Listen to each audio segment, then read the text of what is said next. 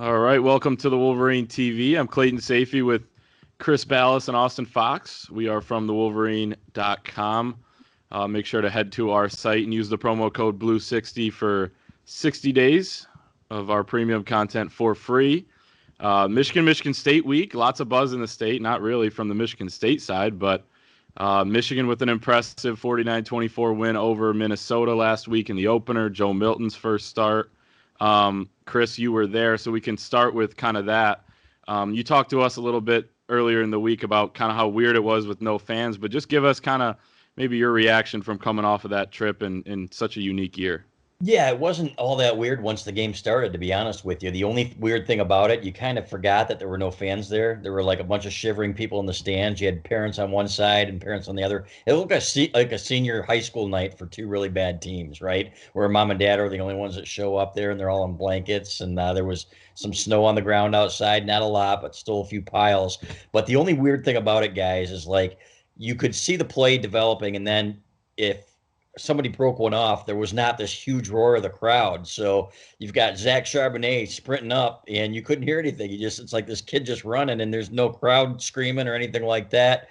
It was bizarre, but you could really hear the reactions of the players. You could hear Michael Barrett's hit on Tanner Morgan. You could hear the oof. I'm sure you could probably hear it on TV too, from even behind the glass. And so it was pretty cool that way. It was unique. The press box, they gave us two waters and a little brownie and a little bag of popcorn. Normally we're getting the spread up there, and so you had to, we got there 2.5 hours early, so you had two bottles of water to last you the whole game, and everybody was separated by like 10 feet, so it was kind of weird that way. And then the post game obviously was a little weird doing it via Zoom, but it was good to be there. We picked up a lot of stuff, as you know, pregame. We did a lot of pretty cool stuff and talked about Roman Wilson and some of the things that we'd heard from people who were there. Blake Corum, AJ Henning, I thought played a little bit bigger role than we expected him to, and but overall, it was just fun to have football back, guys. Yeah, I was going to say weird football is better than no football at all. So an impressive win, Austin. I mean, what were your takeaways from seeing like a Michigan offense play that well in the opener? The defense, obviously some issues at times, but made the big plays: 5 sacks, forced fumble, touchdown, forced 2 turnovers.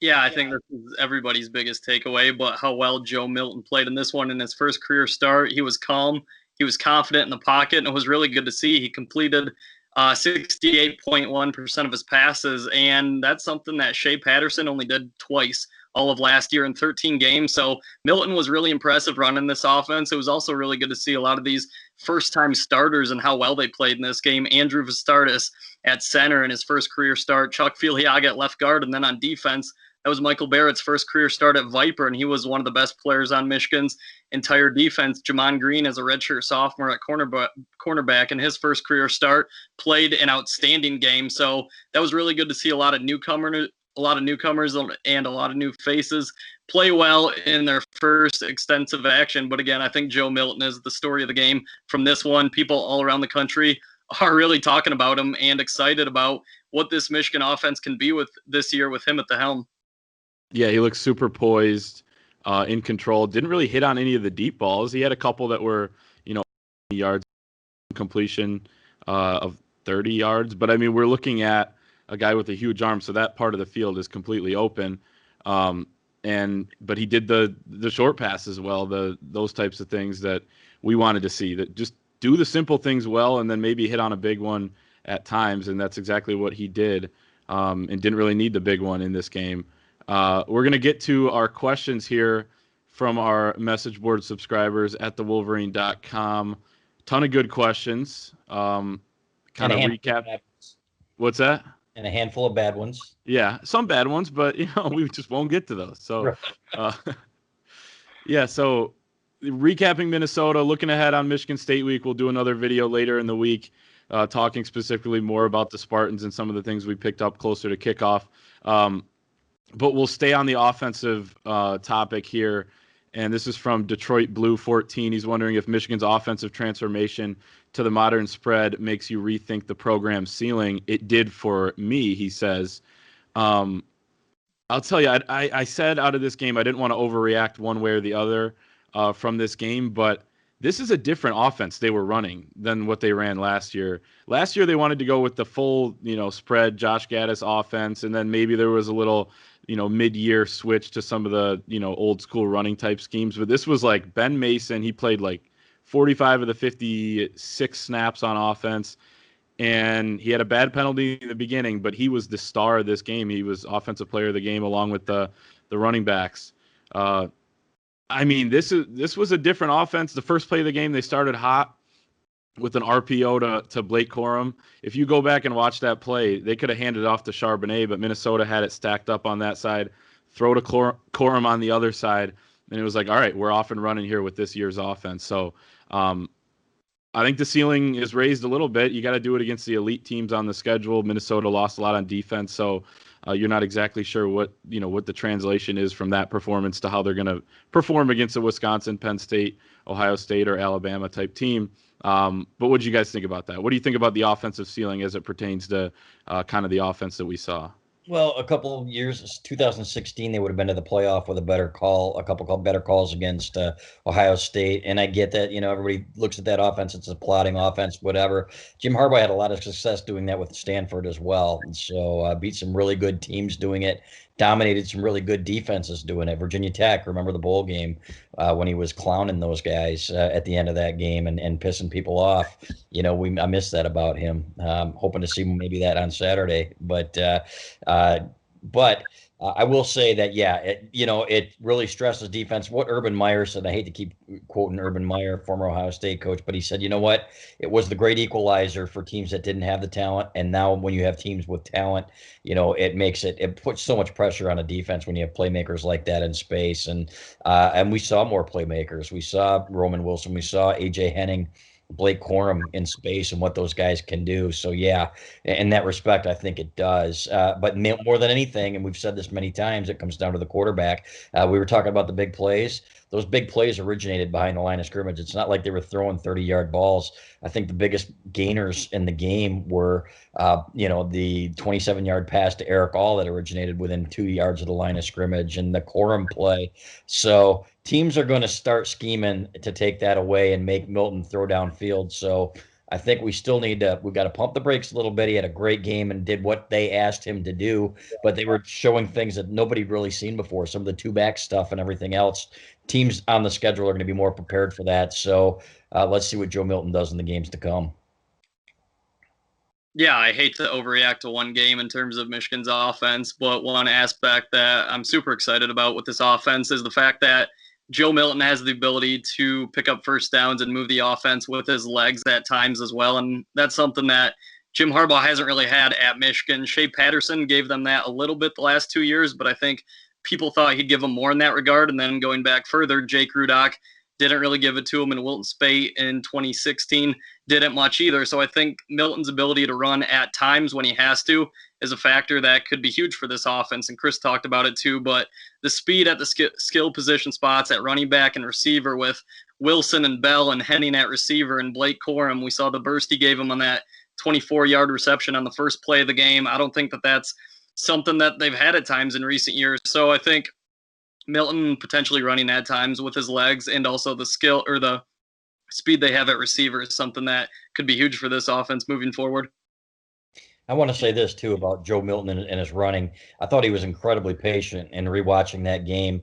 There was a play near the goal line where he waited for, I think it was Vistardis, to get in front and finish his block before he used it, got into the end zone. He's a patient runner. Boom, then he hits that hole and he really explodes with that acceleration, whereas quarterbacks in the past are running up the rear ends of their linemen and things like that. And he's a strider. I think he looked like a natural running the ball for a guy who's a pocket passer. I thought that was a unbelievably good weapon, especially when they used him directly as a runner. I don't think we've even seen them scratch the surface yet of how they're going to use him, like with read option and things like that too. So to me, they didn't get to page 3 of the offense, and I think that bodes well going forward. Yeah, and some of those quarterback powers where you got a bunch of lead blockers. You mentioned Vistardis, and then, when he gets hit, he's going to fall forward. Yeah. He's so big. So they're unlocking a lot with this offense with his capabilities. He's just got to be able to do it consistently, and we'll see throughout the season how that goes. We'll shift over to defense with a question from Soho Affair. Who's the number one corner by year's end? Seems like Gray may emerge, seems like Green may emerge, allowing Gray to stay second.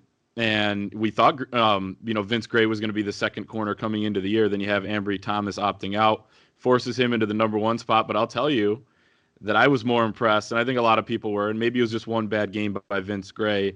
And I don't want to say bad game, but Jamon Green impressed me. He's 6'2", has the length. He had 2 pass breakups, probably should have had 2 picks, and he probably wants those back. But he impressed me. He also came up and run support. He looked like the best corner on the field to me. So, but again, one game, so we'll see how he does in a follow-up here against Michigan State.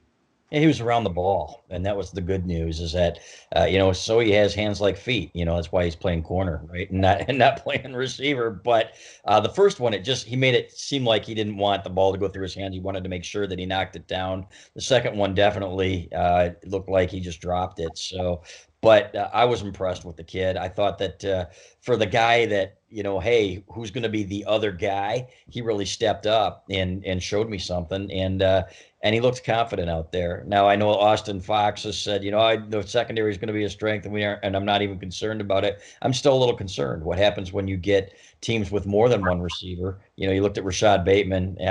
Minnesota didn't have that true number 2 guy. When you get a team out there with a couple of 2-3 really good receivers, then Vince Gray's really going to have to cover. I'm a little bit worried about that, I'll be honest with you. But I think they'll mix up their defenses a little bit more. But I agree with you that Jamon Green really is that guy based on the one game. He's the guy that I think is right now the best cover corner on this team, other than maybe a Daxton Hill, who we saw quite a bit in that role as we predicted.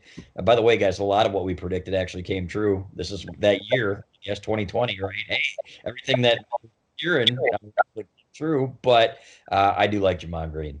Well, on that note, though, how good did you feel with Blake Corum getting the first catch, knowing we were just talking about how you had heard that he's going to be a star at Michigan? He starts. He has the most snaps out of any running back, and had that 24-yarder to start. I thought it was okay. Right get-go, we see the playmaker, right?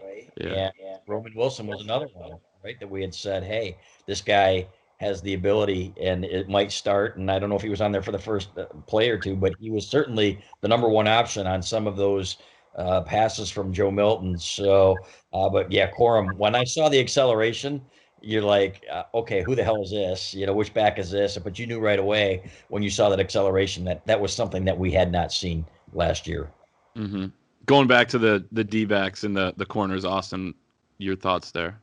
Yeah, I was high on the corners all offseason, and I was pretty outspoken about it because of Mike Zordich, the position coach, and his track record. He's proven it time and time again, and I think this will be another solid duo this year with Green and Gray. I think it's important to remember, too, that Green was a 4-star prospect out of high school, so he's got lots of potential. That was not only his first career start, but really his first career game action on defense. He had never really seen the field on defense at Michigan before, so I thought he passed with flying colors. He played all 73 snaps on defense, one of only 3 Michigan defensive players to do that. And then on the other side of the ball, you talked about Roman Wilson a little bit. I thought it was interesting that he actually played the 3rd most snaps of any of Michigan's receivers, just behind Ronnie Bell and Mike Sainer still. So it's obvious the coaching staff trusts Wilson, and that was evident by the fact that they threw him out there for nearly 30 snaps on Saturday night. Yeah, there was a lot to watch because a lot of guys were making their first starts. They were rotating in a ton of receivers that we had talked about. A.J. Henning had 3 snaps, but I think he had, 2 catches and showed some burst on that one down the sideline. So it was a kind of a coming out party. And then Michael Barrett, you got to mention him. I have to, Jim Harbaugh stopped his press conference at the end, or stopped the end of his press conference. He was about to be done and then wanted to keep going to talk about Michael Barrett, and rightfully so. We have a ton of questions coming in about expectations for this team. We kind of talked about it, how we don't want to overreact to one game, but CT Blue 03 with the question, wondering what the record prediction is heading into Columbus now that week 1 was so impressive. Who knows if we play the Wisconsin game in a couple weeks, but and then you see Penn State with an injury, and things look a little easier, but at the same time, Michigan could have some of these same things happen to them. So you can't really look too far ahead. I'll say that I still think maybe they drop a game before they head to Columbus, but really that could change here in the next couple weeks. Just depends. Yeah, I agree. I think I had 6-2, and then I had 5-3. I was fluctuating between the two. Indiana, I watched that game again, and everybody was. I said earlier in the year that Indiana was a scary game for Michigan down there, and I thought that they were going to be a pretty good team. They did beat Penn State. Didn't look great doing it. I think they had 211 total yards, but there were receivers open. I think Michael Penix is going to get better. We saw what kind of an athlete he is, and we saw what they did down the stretch there. I thought he was outstanding on the last two drives, the ones that they needed to secure that upset. But I think they beat Penn State at home. Sean Clifford doesn't scare anybody. Part of it, of course, depends on how much better they are at stopping the run. That's the thing that scares you about Wisconsin, right? If they do end up playing Wisconsin, who's not playing this weekend because of COVID, their game with Nebraska got shut down by Wisconsin, which I thought was pretty interesting. I don't think they reached the threshold, but realizing they were down to their eighth quarterback and that Austin Fox might have to suit up or something like that, they said no more, no mas. But I do think that 6-2 or maybe 7-1. Let's be honest, guys. There's nothing on that schedule that is extremely daunting. But again, it's based on one game. I think next week, we'll see what happens against Michigan State, and then Indiana. I think we'll have a really good idea of where this team is after the 3 games. First of all, Austin Fox suiting up for Wisconsin wouldn't necessarily be a bad thing, but I still think this Michigan team will have one loss going into that Ohio State game. I'd peg this Minnesota game as a loss. Obviously, they won it, but at Indiana, I think is going to be tough. Like Chris said, on November 7th, I think that as of now, that's a borderline toss-up. These Penn State and Wisconsin games do look a lot easier. Penn State with all their running back problems, with Journey Brown out for the year and Noah Cain now out for the year as well. Even if Graham Mertz does play for Wisconsin, regardless, I think that's going to be a pretty tough game at the Big House either way on November 14th if that game occurs. So we'll just see what happens between now and the December 12th game with Ohio State. But I don't want to overreact too much to the Minnesota game, and I still think that Michigan drops one game before the Ohio State showdown in December somewhere along the way. Which one? You know what? I'm going to say at Indiana. If I had to pick, I think that would be my selection. Wow. Boy, you're on a roll. You would pick to lose to Indiana too a week or two ago in your preseason prediction. Weeks ago. As of now, I would change that prediction. I told you I always leave it open. There's that caveat. I want to see them play because we don't know anything. I'll go back to the 97 season when you guys were still in diapers and everybody was looking at that schedule and how daunting it was. And then all of a sudden, Colorado wasn't as good as everybody thought. And then other teams weren't, as good as everybody thought. I don't know what it ended up being, how many ranked teams they beat, but it wasn't a whole lot of them. And the toughest one was Iowa, where they had to come back and win that game. So you never know, and that's why preseason predictions are pretty stupid because just one little change in a roster can change the makeup of a whole team. So, but you have to do it, right? People want to see it, but regardless, I still think Indiana can be a tough game. But let's get by Michigan State first, guys, and see what happens. Yeah, Bo Schembechler, 69, wondering what the biggest obstacle in the way of Michigan being 7-0 ahead of the Ohio State game would be. It's tough to almost like the trendy pick here would be Indiana. I would probably stick with the Wisconsin if they have their quarterback just because he looked so good. But Austin with Indiana, Chris, can we pin you down on a team? That would be the biggest obstacle. Wisconsin. I think if they're healthy, I think the running game, that offensive line is going to be tough on Michigan's running game. I want to hear more and see more from the Michigan run stoppers to get me to believe that they can compete with a line like that. They obviously couldn't last year against Wisconsin and Ohio State. We don't know the exact reasons for it. We're gonna dive into that a little bit more later in the week and talk to some people. Hey, what were really the causes in the running game? Was it the defensive line? Was it the fits? Were they playing because they were expecting passes, Aiden Hutchinson said, and not paying as much attention to the run when Minnesota was behind so much and was still running the ball? There might be several reasons for it, but I think Wisconsin's a tough one because they've got the dual threat now. They've got the quarterback who completed 16 in a row, 16 passes, if I'm not mistaken. The kid can throw the ball, and they're going to have the big offensive line in the running game. Yep. Harbaugh, which is just a good username, just simple. Could be Jim Harbaugh. He's wondering, outside of Justin Fields, he should probably have his own opinion on this, but outside of Justin Fields, is Joe Milton the most dangerous quarterback in the conference? Again, it's one of those pump the brakes situations for me. I think he has the potential to be, but I'm not ready to say that yet. Especially because one of the things that would help him be the most dangerous quarterback in the conference would be hitting on some of those deep passes and really stretching defenses, something that we honestly didn't see last week out of him in his first start. Austin? Yeah, like you said, he certainly has the potential to be, but there's no way I'm going to call him the second most dangerous quarterback in the conference quite yet. I think a lot of people would maybe even point to Graham Mertz at Wisconsin after the first game that he had. He threw 5 touchdowns and went 20 for 21 through the air, so he would be a trendy pick. Some people are fans of Sean Clifford at Penn State as a redshirt junior. Michael Penix at Indiana is getting a lot of attention, especially after his game-winning score against Penn. So there are several options. I'm not ready to say that Milton is the second most dangerous quarterback in the league yet, but he definitely has the potential to be by year's end if he puts it all together and has a heck of a year. Yeah, Rocky Lombardi at Michigan State. I will say this, the kid, in watching that game again, he had good numbers.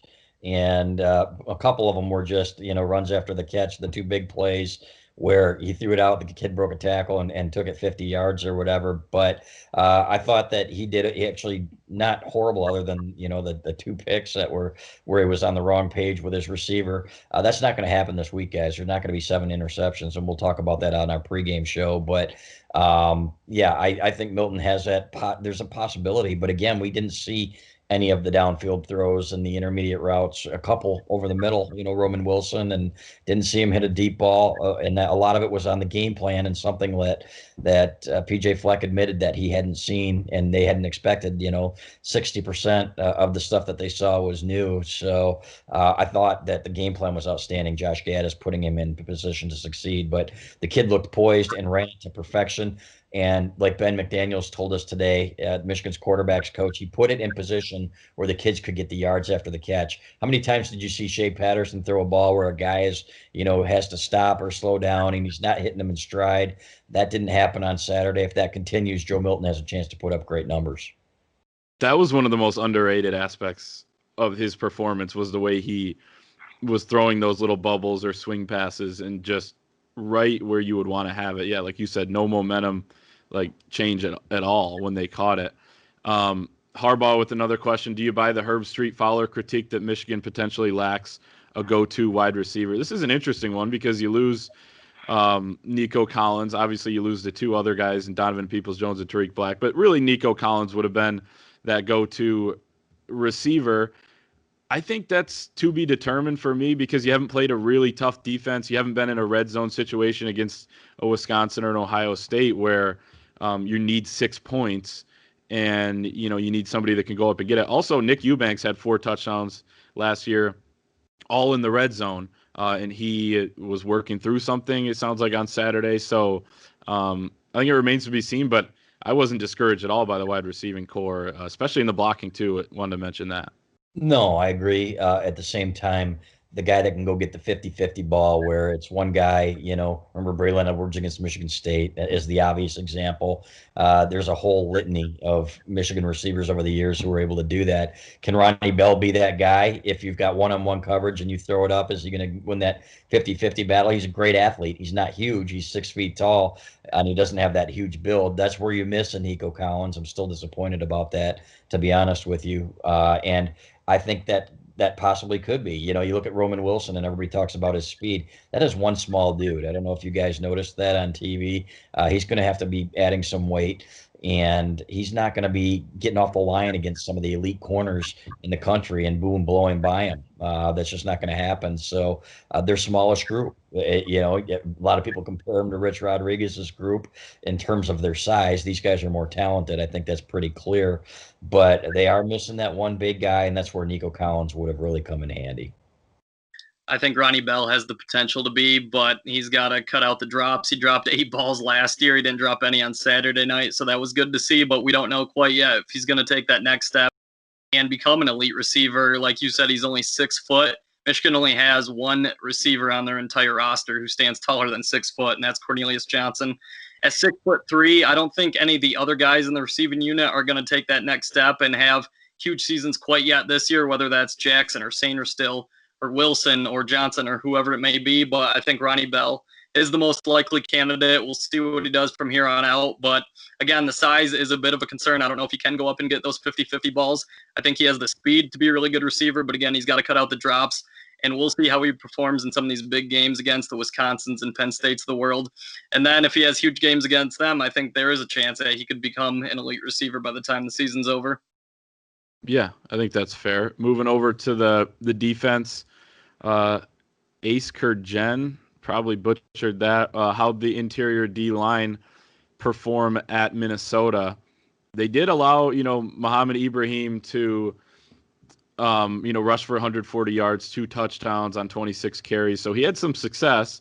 Like you mentioned earlier, Chris, Aiden Hutchinson said, well, the second half of the game, we were kind of, playing the pass the whole time. Again, I'm not a seasoned football coach. I don't know how much of that is really a thing. At the same time, he took on double teams all night. So, give him credit, I guess, for eating those up and letting other guys get involved in the pass rush. How did the interior line look to you guys? Because they rotated quite a bit. I thought Julius Welshoff getting half a sack was a good development there. But, seemed to be kind of a rotation. Hinton really didn't seem to be the guy that was a total monster playing every snap. But I thought Carlo Kemp was solid. He looked a little better, I think, athletically than we saw from him last year. But what do you guys think of the interior D-line? I think they're missing the Brian Monet run stopper or the Alan Branch run stopper, guys like that can dominate and get in that backfield. Maurice Hurst in a different way. I think Carlo Kemp showed a few times how quick he was off the ball and he got in the backfield. We saw it early in the game, as a matter of fact, when he forced the play. It looked like he was almost there before the running back and the quarterback got together, and that's his strength. And a lot of that's timing the snap and being smart in that respect. But I didn't think they reestablished the line of scrimmage enough. I thought that they were stood up too often. It was a stalemate more than anything at the line. And as far as, the running game overall, was it the fits? Again, we don't really know. I know that the linebackers graded out pretty well. So, and it was on the edges when Ibrahim got outside, bounced out, that either a safety wasn't there or maybe a linebacker who was supposed to have contained. So, but overall, I thought they were just okay. And that's pretty much what I expected going into it, guys. We haven't seen, Donovan Jeter had some good moments. Obviously, he was the beneficiary of that fumble that he returned for a touchdown. But I thought he got stood up and played too high too often, and there wasn't a guy or two where you could say, okay, these guys against the Ohio States and the Wisconsins, because that's how you measure this thing, right? They want to win a championship. I didn't see the elite talent there, or the really good talent there that's going to make a difference against those teams. Yeah, I thought it was pretty average too. I think too many times they got gashed, and I think the interior was at fault for that. Carlo Kemp, obviously, you know what you're going to get in him. He's a solid player, and he played 53 snaps on Saturday, but I still think they're looking for a second D-tackle to kind of emerge alongside him, and they really rotated Chris Hinton and Donovan Jeter quite a bit. Hinton played 31 snaps, and Jeter played 28, and like you said, Welshoff was part of that mix as well, playing 13 snaps. But can either Hinton or Jeter or whoever it may be really step up and be a quality starter in the Big Ten? That remains to be seen. I think Hinton is the most likely candidate, seeing as how he was a 5-star out of high school. But I think this unit is going to get better and better as the year goes along. But like Chris said, it's all going to come down to whether or not they can hold their own against the elite teams on the schedule, specifically Ohio State. Okay, so we got the last question here from Blue Droid 3. We haven't talked a ton about Michigan State. We said we were going to, we'll cover more of that in our tailgate show. But, it's Michigan State week. So 25-point favorites, Michigan is right now, which is crazy. I think they were 24.5-point favorites in 2016 at Michigan State and only won by 9, although it was more 15-16-point win. You had the late touchdown. But he's wondering, what does Michigan need to do to make it close? So maybe something negative that would go on during this game to make it closer than expected. And then what does Michigan State need to do to make it close? I think really it being close would be a lot on Michigan. If it was just a total disaster of a day, offensively, probably turnovers is going to be the most obvious answer here. Michigan State couldn't run the ball at all.